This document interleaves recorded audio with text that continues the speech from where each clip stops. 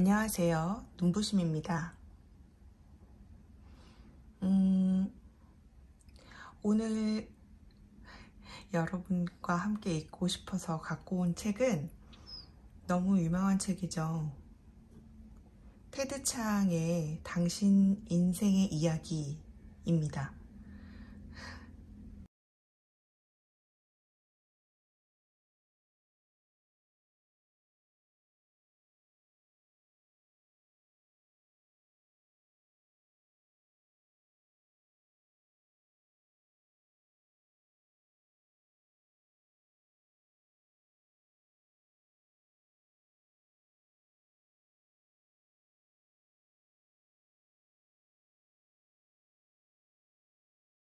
이 책은 그 영화 콘택트로 더 유명해졌고, 그러니까 테드 창을 그 전에 모르셨던 분들도 영화 때문에 알게 되신 분들도 있고요.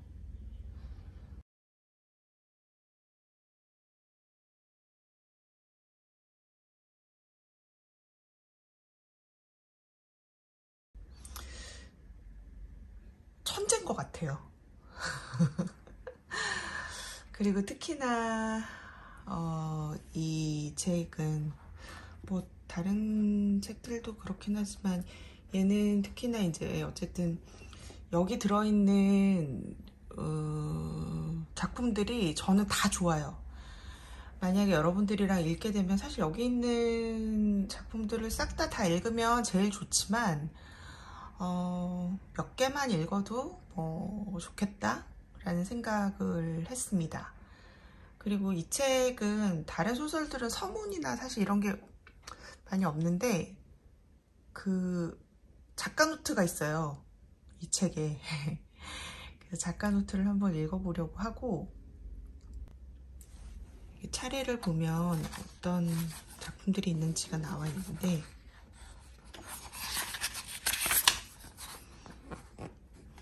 바벨론의 탑 2회 0으로 나누면 내 인생 이야기, 72글자, 인류 과학의 진화, 지옥은 신의 부재, 외모 지상주의에 관한 소고, 다큐멘터리 이렇게 있어요.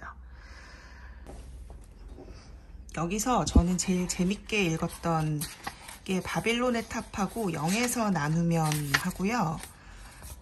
그리고 영화가 된 네 인생의 이야기.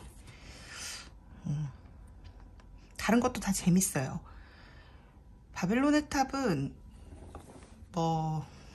제가 워낙 그쪽 이야기들을 좋아해서 그렇기도 하고요.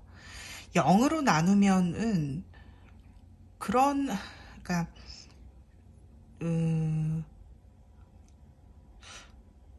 그런 수식 하나 가지고 소설을 쓸 수 있다는 게 저는 되게 뭔가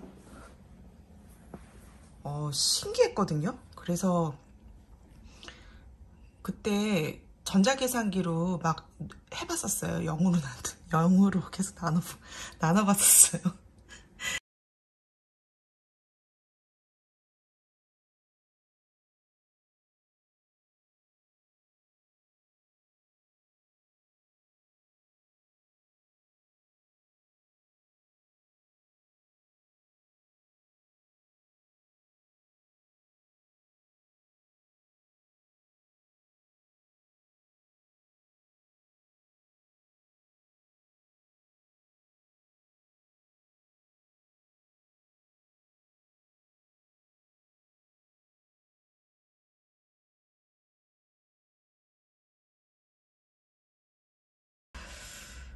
예.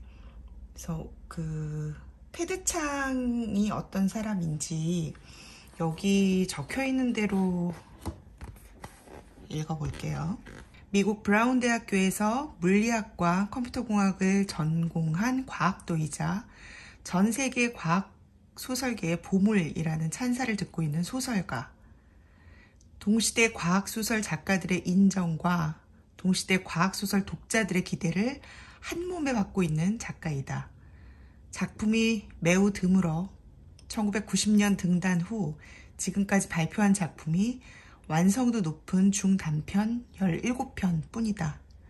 첫 번째 작품집인 당신 인생의 이야기에는 그중 8편이 실려 있다. 사고 실험의 향연을 통해 과학이 줄 수 있는 최고의 지적 상상력과 소설이 줄 수 있는 최고의 철학적 사유를 선사하는 당신 인생의 이야기는 전 세계 21개의 언어로 번역 출판되었다. 1990년 발표한 첫 단편 바빌론의 탑으로 역대 최연소 네뷸러상 수상자라는 영예를 안았으며 이후 발표하는 작품마다 스터전상, 휴고상, 네뷸러상을 휩쓸며 평단과 독자들의 주목과 지지를 받았다. 인류 과학의 진화 등 두 작품이 세계적인 과학학술지 네이처에 발표됐다. 독일 과학소설계의 네뷸러라 부르는 쿠르트 라스비츠상을 수상했으며 일본 과학소설계에는 네뷸러라 불리는 일본 과학소설계의 네뷸러라 불리는 세이온상을 4차례 수상한 바 있다. 당신 인생의 이야기는 우리 세대의 가장 기다리던 작품집이다. 라고 매거진 오브 판타지 앤드 사이언스 픽션 이라는 곳에서 써 있었다고 합니다.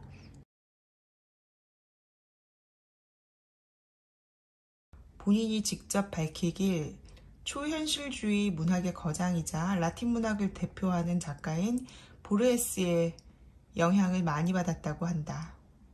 실제로 테드 창은 21세기의 보르헤스 또는 SF의 보르헤스라는 평가를 받기도 한다. 예, 뭐 이렇게 적혀 있기도 합니다. 우리나라에도 왔었어요. 그 부천 판타스틱 영화제에 되게 오래전인 것처럼 느껴지네요. 찾아봤더니 2009년에 왔었대요.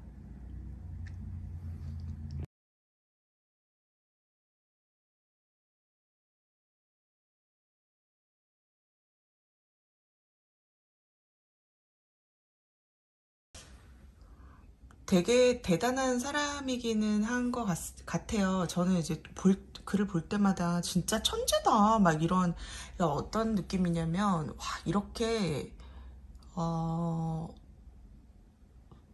그래야 되지?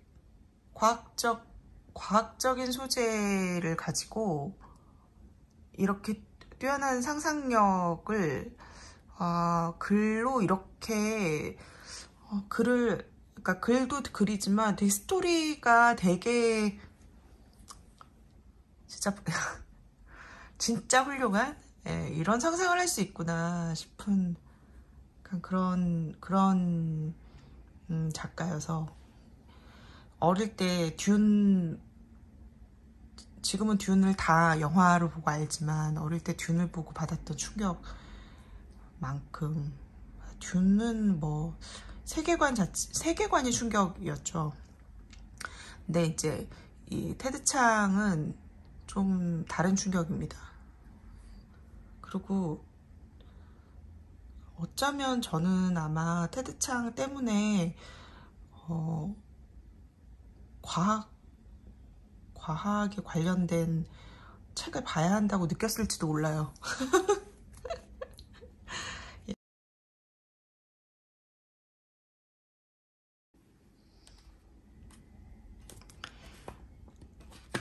창작 노트. 바빌론의 탑. 이 단편은 친구와 대화를 나누던 중에 영감을 얻고 쓴 것이다.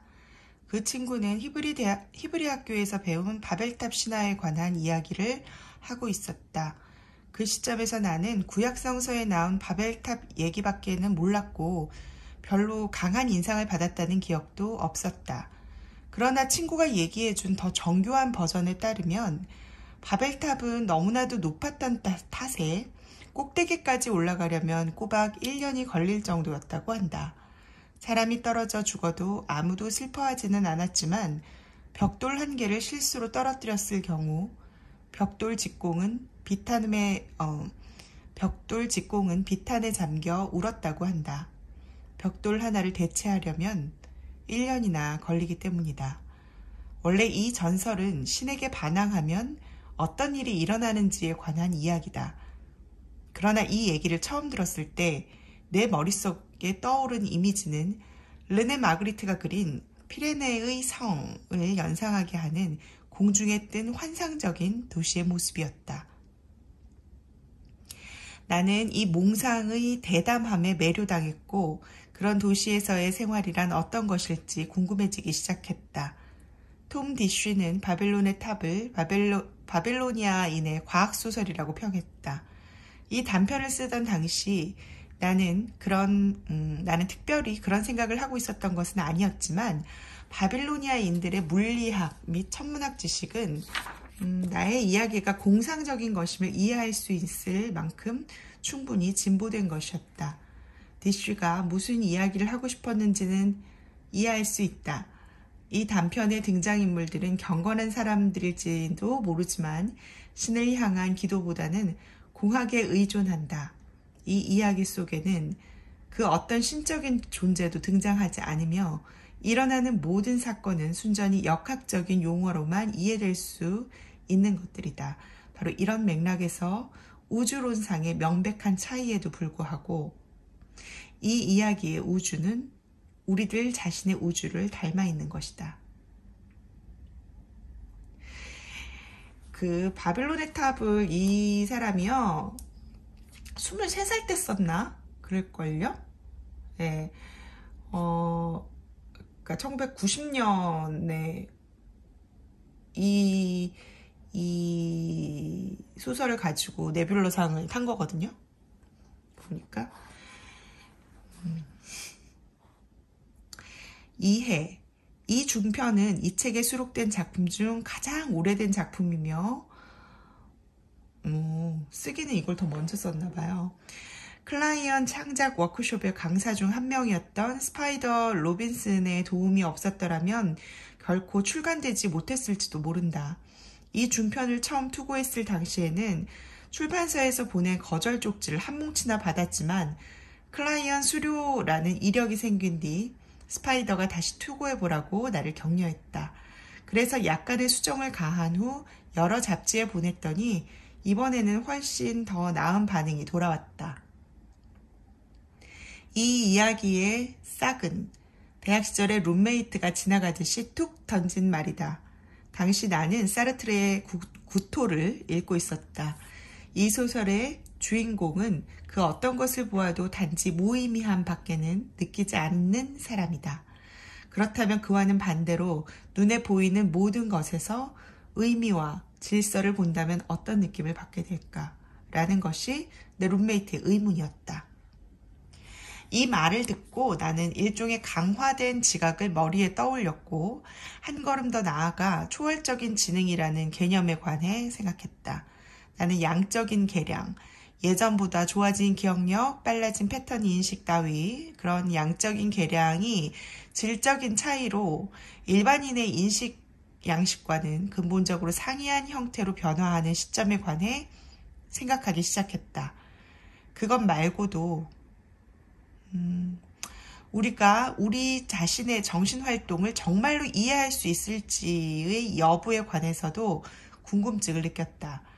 어떤 사람들은 자기 눈으로 자기 얼굴을 직접 볼 수는 없다라는 식의 비유를 써가며 우리가 우리 자신의 마음을 이해하는 것은 불가능하다고 단언한다.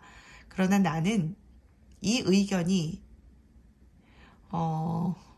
그리 설득력이 있다고 생각해 본 적이 없다. 사실 우리는 우리 자신의 마음을 이해할 수 없을지도 모르지만 이해와 마음이라는 개념 자체를 확정하기 힘들다는 의미에서 내게 확신을 주려면 그런 비유보다는 훨씬 더 설득력이 있는 논거가 필요할 것이다.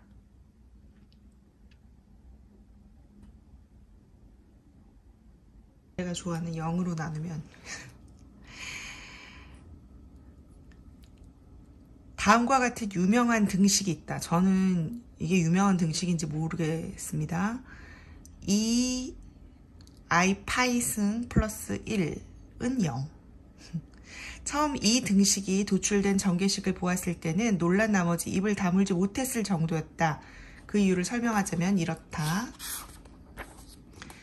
소설에서 우리가 가장 높이 평가하는 요소 중 하나에는 놀랍지만 불가피한 결말이라는 것이 있다. 이것은 기계 디자인의 우수함, 이를테면 매우 정교하면서도 극히 자연스러운 발명품 따위를 논할 때도 들어맞는 표현이다. 물론 우리는 이런 것들이 정말로 필연의 산물은 아니며 그런 것을 일시적으로라도 그렇게 보이도록 만드는 것은 인간의 창의력이라는 사실을 알고 있다. 자, 위의 등식에 관해 생각해 보기 바란다. 이것이 놀랍다는 점에는 의심의 여지가 없다. 설령 이 등식에서 쓰인 수나 이, 파이, 아이를 각기 다른 맥락에서 몇 년 동안이나 써왔다고 하더라도 설마 이것들이 이런 특이한 방식으로 교차할 수 있다는 것을 깨닫는 사람은 거의 없을 것이다. 그러나 일단 그 정계식을 보면 이 등식은 정말 불가피하다는 느낌을 받게 된다. 마치 절대적인 진리의 편린을 알아낸 듯한 외경심을 느끼는 것이다. 수학은 모순된 체계이며 그것이 내포하는 놀라운 아름다운 모두가 실은 환영에 불과하다는 증거와 직면한다는 것은 내게는 인간이 경험할 수 있는 최악의 일인 것처럼 느껴진다.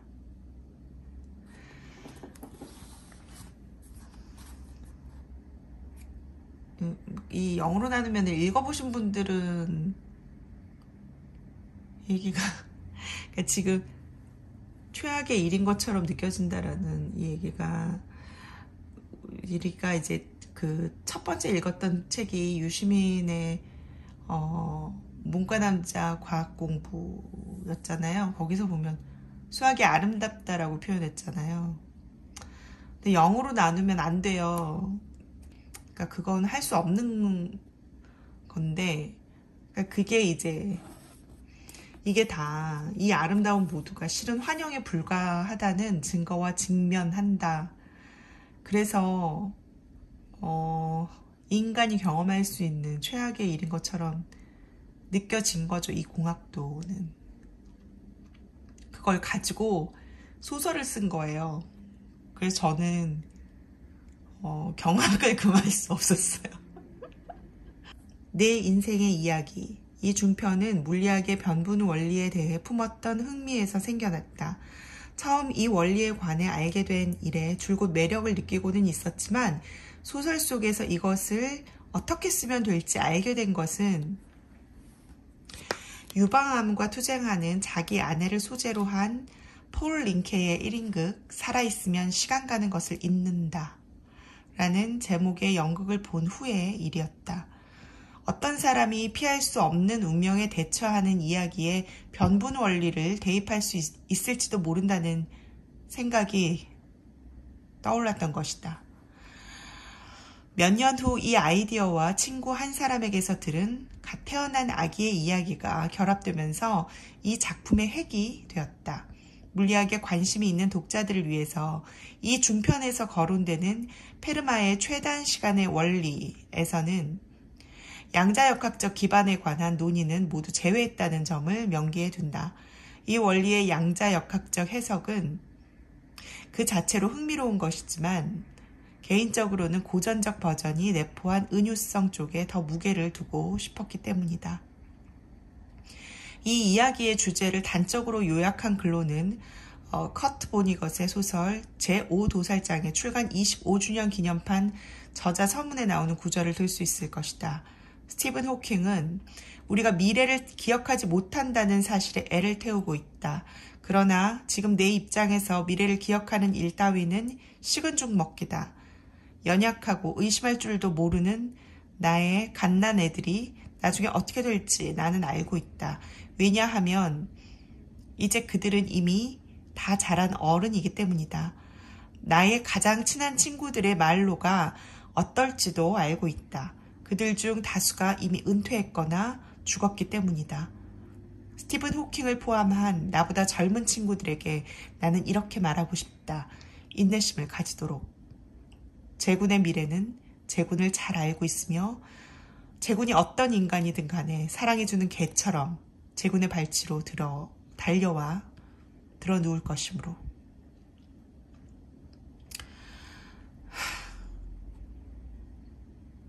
머릿속에 너무 많이 뭐가 떠올라요. 이것만 읽는데도.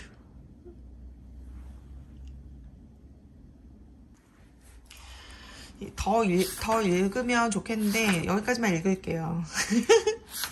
감질나게.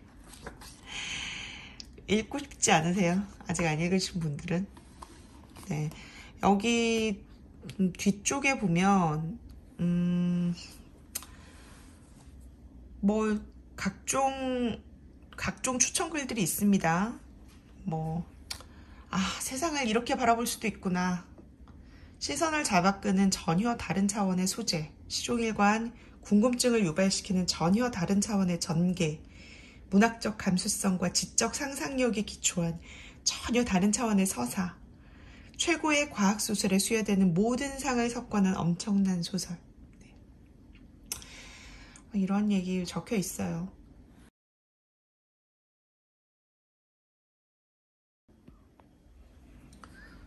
개인적으로